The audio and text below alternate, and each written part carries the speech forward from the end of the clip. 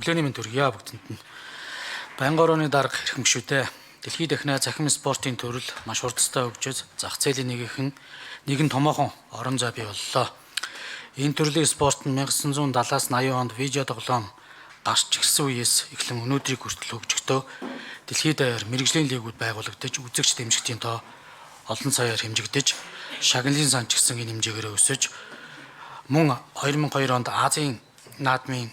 спортын хөтөлбөрт хүртэл багтсан байдаг. Түүнчлэн e-спортыг дагаад спонсоршипийн асуудал явж байдаг учраас амжилттай байх тусам томоохон компаниудыг хөрөнгө оруулж ивент итгэх, хамтран ажиллах олон боломжуудыг эвлэхийж байдаг. Нөгөө талаас спонсоршип, цалин, стрим, хандив, нэмэлт орлого, рекламны орлого, шагналын сан зэрэг мэрэгжлийн тамирчдын хувьд орлогын олон их усрууд байдаг боловч манай улсад энэ боломжууд одоогоор бүрэн утгаараа ажиллаж чадахгүй байгаа учраас тамирчид гадаадын тамирчдын адил боломжийг эдлэх боломжгүй байна. Нөгөө төгөр биеийн тамир спортын тухай хуулиар Монгол Улсын их хурл биеийн тамир спортыг дэмжих чиглэлийн бодлогыг тодорхойлсон бөгөөд мөн татврын хууль эрх зүйн орчноор уг асуудлыг дэмжиж байна. Хүчин төгөлдөр үйлчилж байгаа аж ахуйн нэгжийн орлогын албан татврын тухай хуулийн 22-9 дахь хэсэгт албан татвар төлөгчийн орлого олох үйл ажиллагаанд хамааралгүй боловч зарим үйл ажиллагааг нийгмийн хариуцлагын хүрээнд дэмжих зорилгоор илэгдэл тооцох үндсэн хөрөнгөд оруулсан хөрөнгө оруулалт,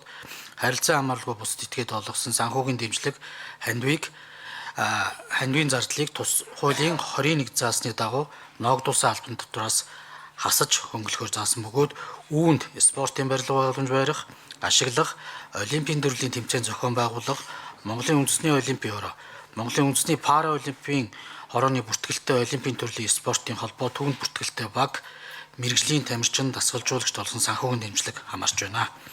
Шинэ тутамд эрчимтэй хөгжиж байгаа ирээдүйд амжилт үзүүлэх боломжтой гэж үзэж болох e-спортын төрөл нь цаашид дэлхийн нийтэд хурцтай хөгжиж байгаа бөгөөд аливаа салбарыг ялангуяа спортын айл нэг төрлийг хөгжүүлэхэд зөвхөн төсвийн хөрөнгө оруулалт бус татврын бодлогоор дэмжих нь чухал гэж үзэж энэхүү хуулийн төслийг боловсрууллаа. Энэ хуулийн төсөлд биеийн тамир спортын тухай хуулийн 11-1 заасан үндэсний шигшээ баг байгуулсан баг түүний хариалагддаг спорт холбоог хамруулснаар e-спорт болон бусад спортын төрлүүд бас хөгжих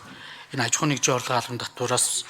хамраг хүрээнд нийгмийн хариуцлагын аж ахуйн нэгж байгууллагатай хамтран ажиллах боломжийг л нээж өгнө. За мөн хуулийн төсөлтэй холбогдсон биеийн тамир спортын тухай хуулийн дагуу бүртгүүлсэн e-спортын үндэсний шигшээ баг түүнд бүртгэлтэй тамирчинд олгосон гадаадын аж ахуйн нэгж байгууллагаас өгсөн шагналын асуудлыг бас албаны аж ахуйн нэгжийн хүү амын орлогын дотроос чөлөөлөх агуулгыг анхлан санаачилсан боловч хуулийн төслийг гүйцэн боловсруулахдаа уг асуудлыг хассан болохыг бас хэлье. Хуулийн төсөлтэй холбогдуулан гайлын татврын тухай хуульд нэмэлт өөрчлөлт оруулах тухай, нэмэгдсэн өртгөө албан татврын тухай хуульд нэмэлт өөрчлөлт оруулах тухай хуулийн төслийг боловсрууллаа. Хуулийн төслийн үзэл баримтлалын хүрээнд хэлэлцэхийг шийдвэрлэж өгөхийг хүсье. За сайн